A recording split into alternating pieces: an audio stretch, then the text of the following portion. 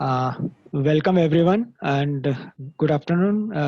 Welcome Dr. Kamlesh Parekh sir.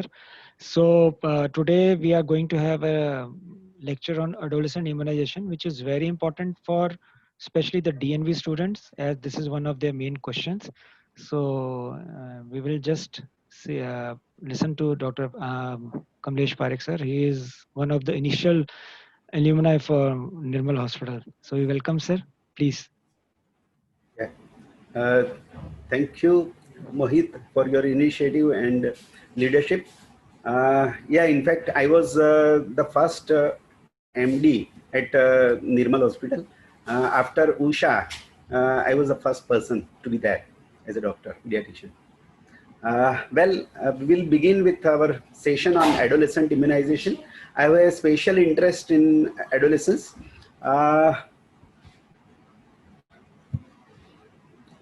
So first, let me have a disclaimer. There is no conflict of interest, no funding, and the names of vaccines, whenever taken, it's only for convenience.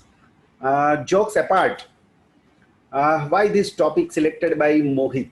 Why vaccinating adolescents? Apart from DNB exam, and of course, some remuneration we get in vaccination in private practice. Are there really big things going for this topic? Yes. There are so many, at least I can cite 10 different issues why we should give this vaccination.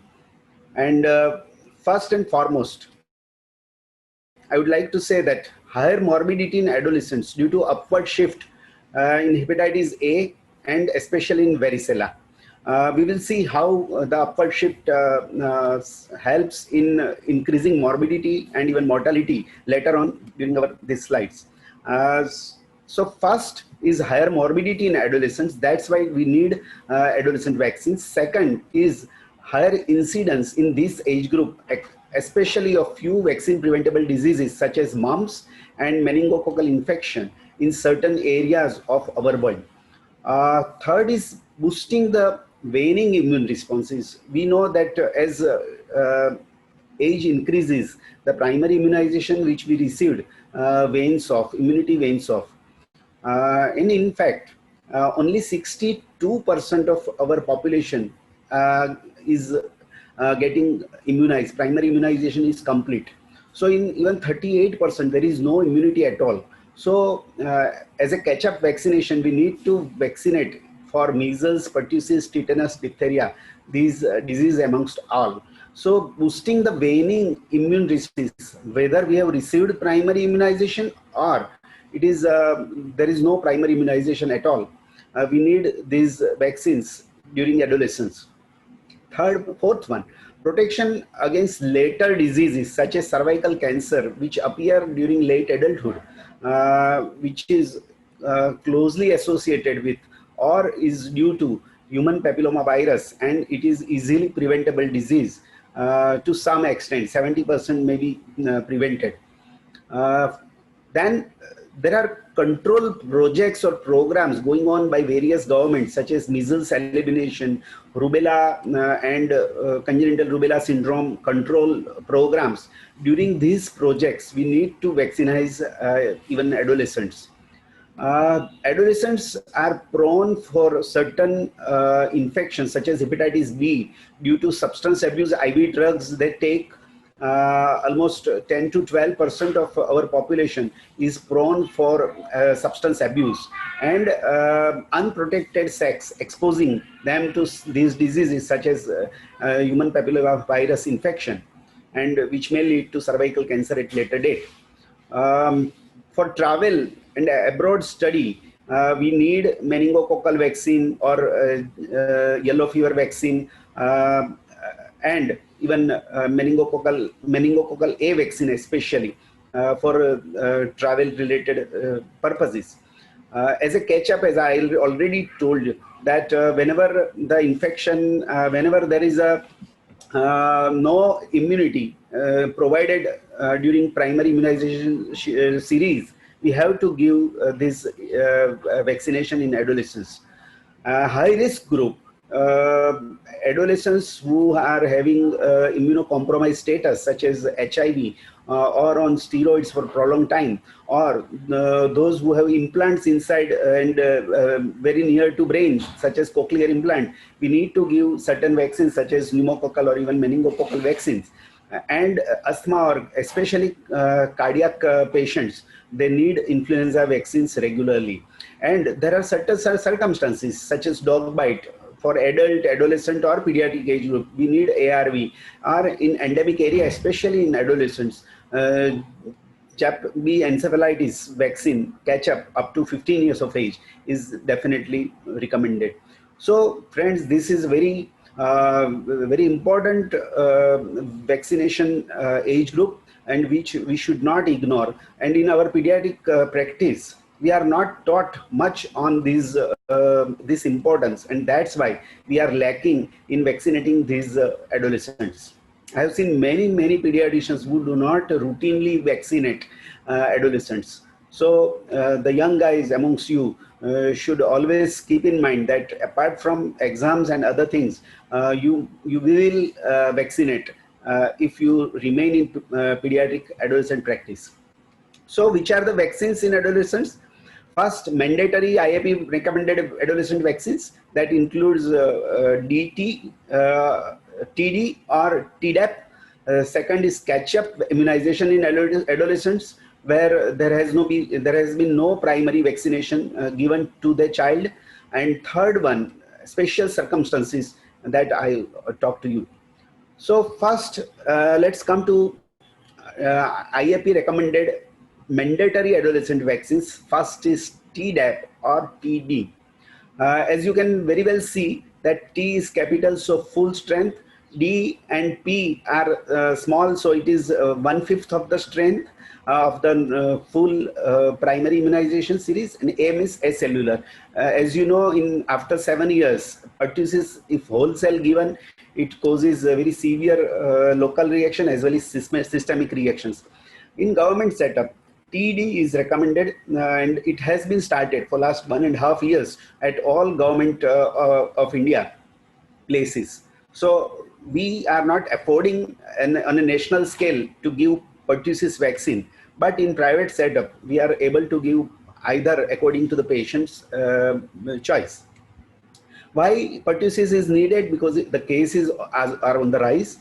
Tetanus as a routine every 10 yearly we should give. After 15 years, every 10 years. Diphtheria we have to give every 10 years to continue the momentum of immunization status, so that in not only to them but in community at large, these diseases gradually wanes off and disappear. Pertussis especially has a very high rate in adolescents, and there are many epidemics that occur. For example, in Australia, sir, Rajiv sir, you might be very well part of the programs over there. In 2008-9, there was a large epidemic, and if I remember, more than 25,000 adolescents had contracted this disease. And after this Tdap vaccination, incidence dropped substantially. Similarly, USA in 2005, after establishing regular Tdap in a routine practice in government and non-government setup, the pertussis cases drastically dropped. Why pertussis cases are on rise? First and foremost is waning of immunity, whether we give cellular wholesale pertussis vaccine or acellular. But it has been seen that after 1999, the switch of wholesale to acellular, there was maximum after 12 or 13 years, there was a very high rise in cases, even in parts of USA, Australia, UK, in pertussis cases, even in infants.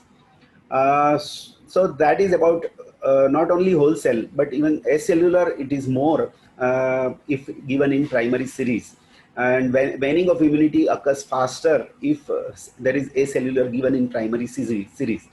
And last but not the least, there is argument that changing antigenic structure over time some drift or shift occurring over there, and that causes the pertussis again to raise its head. One thing which is very important is herd immunity, and especially to protect infants who die due to this pertussis disease. They have to be surrounded by people who are immune, and this is known as cocooning. And these parents or other people, adult people, must be vaccinated with Tdap if not given in past. As you know, friends, Tdap, that is pertussis, cannot be given more than once. So only one dose has to be given. And then after 10 years, every 10 years, we have to repeat with tetanus and diphtheria, small dose, 1/5 dose of diphtheria. So ideal recommended dose age is 10 years. Only one dose has to be given, followed by TD every 10 years. Tdap is preferred over TD because of its content of pertussis. Friends, what is the difference between DTAP and Tdap? I'll not ask you right now, but you just ponder. You must be knowing that DTAP is DTAP is all our adult dose, all our the standard dosage for primary immunization. So only up to 5, maximum 7 years we can give DTAP, where tetanus, as usual, tetanus has to be given in full dose, adult or child, but diphtheria has to be given 1/5, and pertussis also has to be given 1/5 of the dose. Even in acellular, all the 2, 3, or 5 components, they have to reduce by 1/5, 20%. So we cannot give because of pertussis side effects, vaccine side effects. So it cannot be DTAP. It has to be Tdap. Minimum age for Tdap is 7 years. So if in primary series, if say second or first booster was not given, or even first 3 doses also were not given, then after 7 years, first dose cannot be DTAP or DTP, DTWP. It has to be Tdap. So there are, friends, controversies. First and foremost, that if you are a captain of a T20 match, when you will give bowling to your best bowler, mostly in 20th over or 19th over. So why we should give Tdap to a 15-year-old, 10-year-old child? Why not give when she is pregnant or he is around this age of being a parent?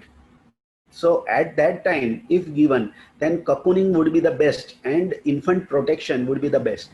But for herd immunity in community, one can give Tdap over at adolescent age group.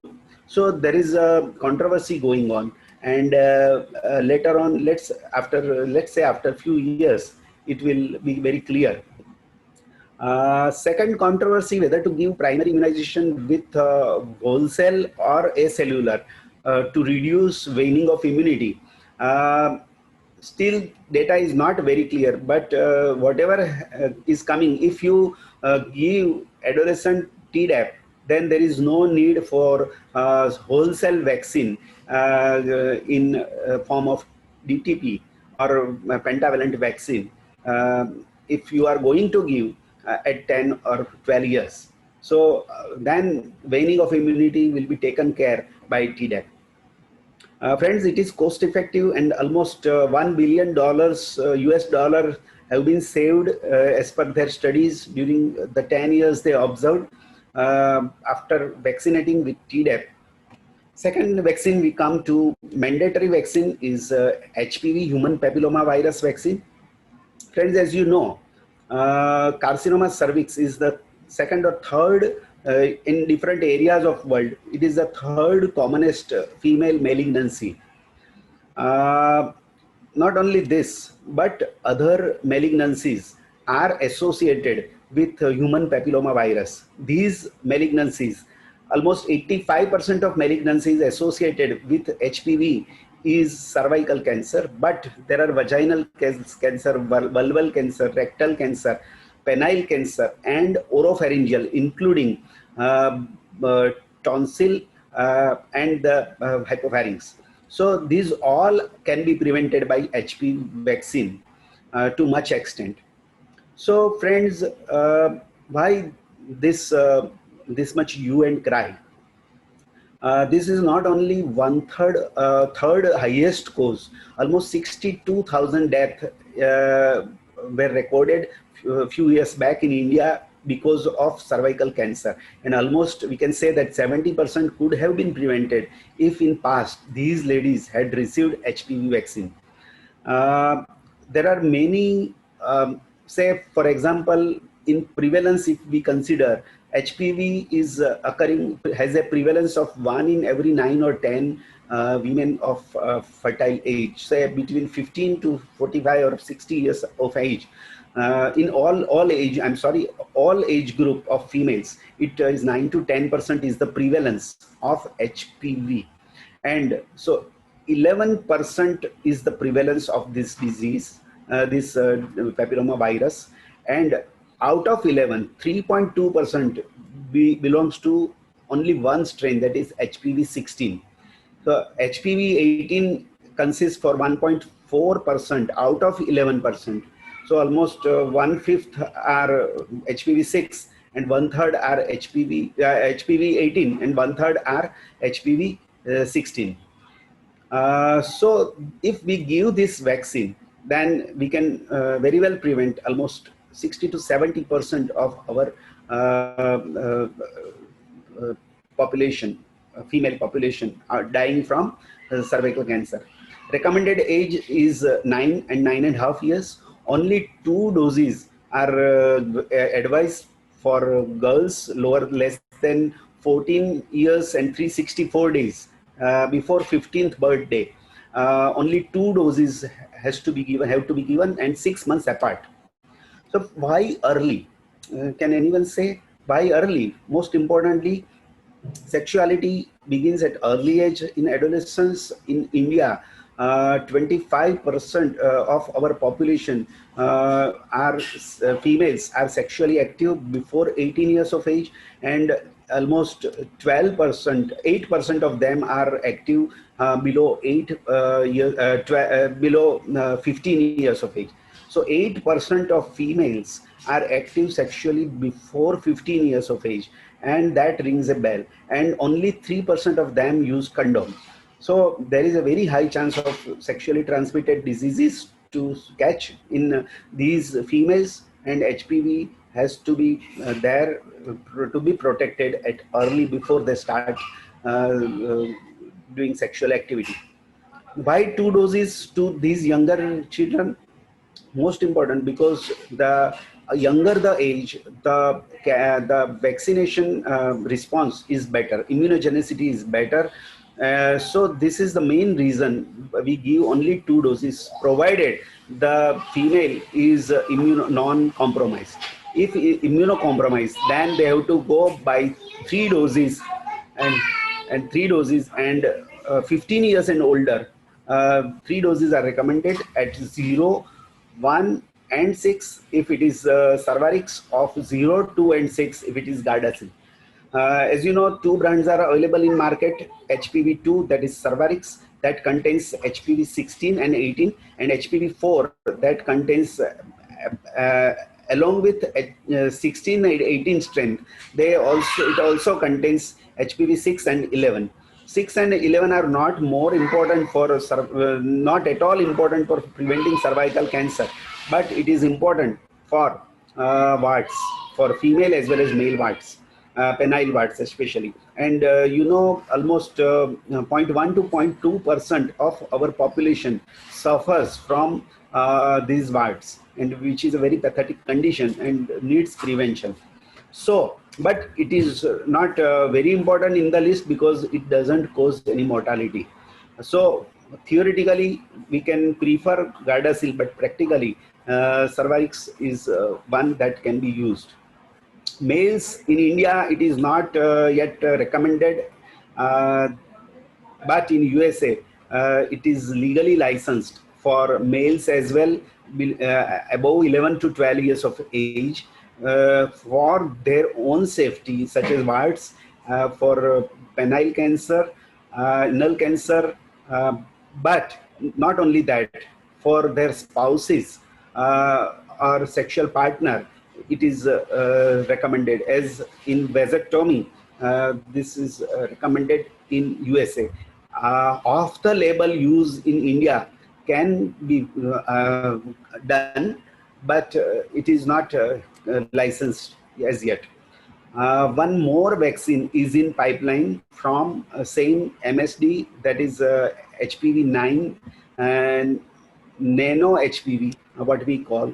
It contains, other than these four, 31, 33, 51, 55, and 50 and 45.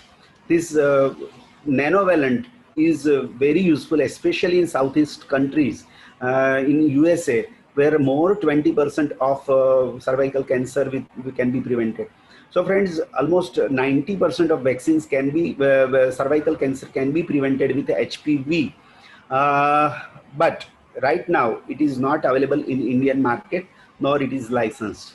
So we'll have to wait till it comes. There is one minor concern for HPV, that we do not know for sure how many cases are due to the two brands, two strains which are covered in these HPV2, HPV4, because 31, 33, 55, 51, 52, these are also very important strains as compared to even number 18. 16 is number 1, no doubt it covers. So we might argue against 70% coverage that is being promoted. In India, it could be 50, 60% only. But still, looking at almost 60, 70, 80,000 deaths, and even 50% of deaths, if can be prevented at later dates, we have to go full out with this HPV vaccine, especially in those affording class that come to our private clinics. And we have to also ask government to do this vaccination. And luckily in Gavi, it has been probably started in few states on experimental pilot basis. Now we come to catch-up immunization in adolescents. Happy recommendations include 5 vaccines, MMR starting at 2 doses, if not given, then at 4 to 8 weeks, that is 1 or 2 months interval, 2 doses of MMR. Friends, as you know, mumps has got not only limited morbidity, but it has complication. I'm sorry, somebody is doing something. It is doing MMR is mumps is also a cause for infertility in male as female because of orchitis as well as oophorytis. Measles is taking a heavy toll even in adolescents, and in decreasing herd immunity. If we want to decrease herd immunity, we have to control measles. And rubella, as you know, in controlling of congenital rubella syndrome, we need to give MMR or MR vaccines in adolescents. Hepatitis B, 3 doses of double dose than the primary schedule, that is not 0.5 but 1 ml at 0, 1 and 6 months. Hepatitis A, 2 doses at 0 and 6 months. We can combine hepatitis A and B in the form of Twinrix, that is 1 ml of hepatitis B and standard dose of hepatitis A at 3, that is 0, 1 and 6 months. So hepatitis A will be unnecessarily given 1 more times if we combine both hepatitis A and B. If live vaccine of hepatitis A is given, then 1 vaccine is also enough. Typhoid single dose, what we call normally give at after 6 months of age. In primary schedule, we give this conjugate typhoid vaccine was first dose and second after 2 years of age. But in secondary immunization, wherein as catch-up immunization, even if only no dose was typhoid was given, only single dose of typhoid vaccine, conjugate vaccine, it has to be given. Considering hepatitis A and typhoid, waterborne disease, the adolescents quite often go to junk eating, larry eating, restaurants eating, where the food is not very healthy. may not be that healthy. And looking at this epidemic pattern, because it is now going, uh, uh, the trend is moving towards a higher age. And as you know, at higher age, these all diseases have more complications and it causes more morbidity. So one has to protect typhoid and hepatitis if vaccination was not given in primary series. Varicella similarly, now it is after 2006, it is 2 doses even in adolescents. Before that, only after 13 years, 2 doses were given. Now we know that varicella has to be given 2 doses, even at 10, 11, 12, 13, at whatever age, or even after 15 months of age, 2 doses has to be given after 4 to 8 weeks of interval. So these are 5 vaccines which needs catch-up immunization in adolescents. This chart shows that hepatitis A deaths are minimal during first 2 years of life. It is 0.5, whereas it climbs to 7.5. It is almost 15 times higher deaths in hepatitis A because of the shift in the age. So because endemicity decreases, the age increases. Third one, we come to adolescents immunization in special circumstances. So what IAP recommends is influenza vaccine 1 dose every year. For which special condition? If patient is having some respiratory illness such as asthma, or whether some cardiac issue is there, or immunocompromised, then one need to give influenza vaccine as per the standard. Every yearly quadrivalent vaccine is available, and that covers H1N1 too. JAP-B encephalitis vaccine in certain districts of affected states, endemic districts, has to be given. Catch-up vaccine, one vaccine up to 15 years of age can be given. Pneumococcal vaccine, 2 doses 5 years apart of PPSV3 polysaccharide vaccine, or first dose of PCV can be given, which is licensed now even in adolescents, and then followed by, after minimum of 2 months of gap, one more dose of polysaccharide vaccine, 23 valent polysaccharide vaccine pneumo 23 should be given in compromised patients who are having asplenia, hyposplenia, or HIV like immunocompromised condition, or on high dose steroids for long time. After the mandatory waiting period is over, one has to give pneumococcal vaccine in either 2 doses of PPSV 23 or 1 dose PCV followed by 8 weeks apart of PPSV 23 after PCV. There are certain diseases such as meningococcal, cholera, and yellow fever. If you want to travel to certain areas of world, say for example, meningococcal has to be given in sub-Saharan African countries, or one want to go to for studies in certain nations such as USA or Canada, there, because if in a certain ghetto, certain area where adolescents are living in hostels, there are outbreaks of meningococcal disease. So ACWY has to be given. Usually meningococcal B, Menvec B is not yet very popular, but that also can be given. We routinely in our country, the epidemic is not cost effective to give this meningococcal vaccine in our children. Cholera, if we want to go to, say for example, this Kumbh Mela, then one needs cholera vaccine certificate. This 15 days apart, 2 doses has to be given. Before this has to be completed 15 days before the travel to go Kumbh Mela or endemic area for cholera. And yellow fever for infested countries such as West Africa or South America, one has to give to take this yellow fever vaccine. And rabies vaccine, incidentally, if one has been bitten by mammal bite, suspected of having rabies. If we do not know, we have to take 4 vaccines as per this modified Asian profile, 0, 3, 7, and 14 days as soon as possible after the exposure. So this was all about main 3 areas of vaccination in adolescents. Suggested prioritization according to SCVIP is HPV is most important, then dengue. Good vaccine is coming in the is there in the pipeline, which is free, which is thought to be free from denguexia.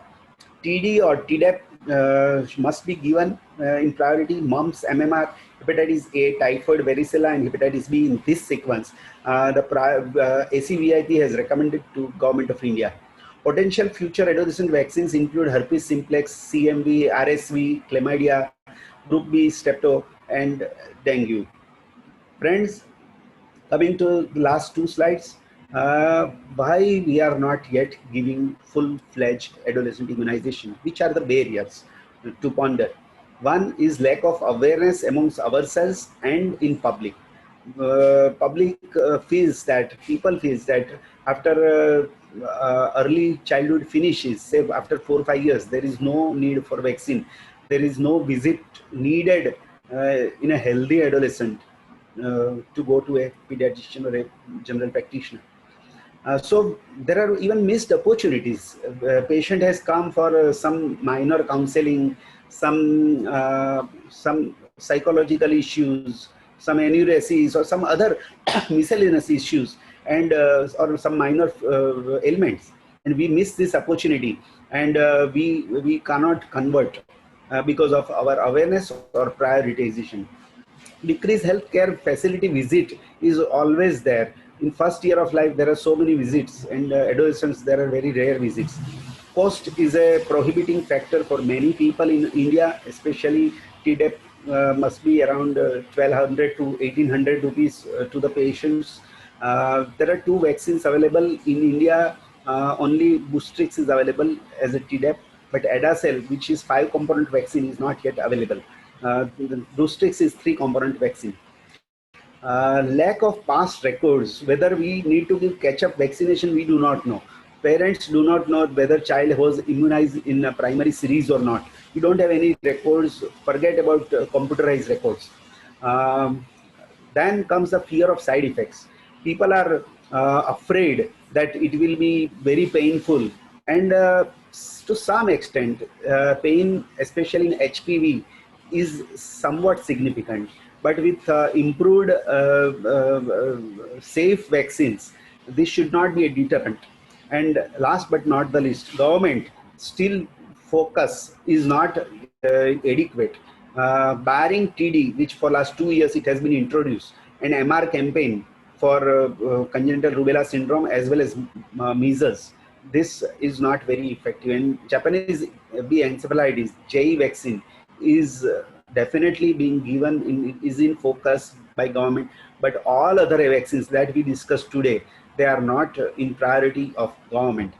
Hopefully the Bill, Melinda Gates and Gavi Foundation, this will change the future of our immunization strategy. So friends, which are last slide, which are the interventions for increasing adolescent immunization? Increasing demand by client reminder, you call them, recall systems in computerized after 10th birthday or 9th birthday in a female, you give her a call of birthday wish, and or send a message, SMS or WhatsApp message. Automatized system should be there, and this will remind them to come back to you. Education at various levels in clinics, you can have parents meeting, schools, colleges, NGO or social clubs such as Rotary Lions or Gymkhana or whatever clubs you are associated with, maybe menopause clubs. This can give a platform for this adolescent immunization. You can always talk to them. Go to media, social media, TV, print media, etc., to increase awareness to the next level, so that India becomes reasonably free from these vaccine prevented diseases. Enhancing access by expanding government programs at health centers. Whether you are in government or out of government, one can definitely influence at various levels, because the government officers are going to come to you for vaccinations after all. And vaccination programs at schools also can be encouraged, provided the side effects is taken care of. Friends, making the vaccines a little more affordable will go a long hand than to just give knowledge about this. So we need, say for example, I would end my topic with saying, say for example, Serum Institute of India, in association with some other agencies, other pharmas, they came up with uh, meningococcal A vaccine, Menafrivac. Uh, this meningitis A, has reduced deaths of more than 25,000 per year to almost negligible level, below 100 level, by routinely vaccinating at very, very affordable, less than $0.5 per vaccine to the sub-Saharan African countries. And that suggests the way ahead. Uh, Thank you, friends. I would invite questions from you and comments from Agrawal sir.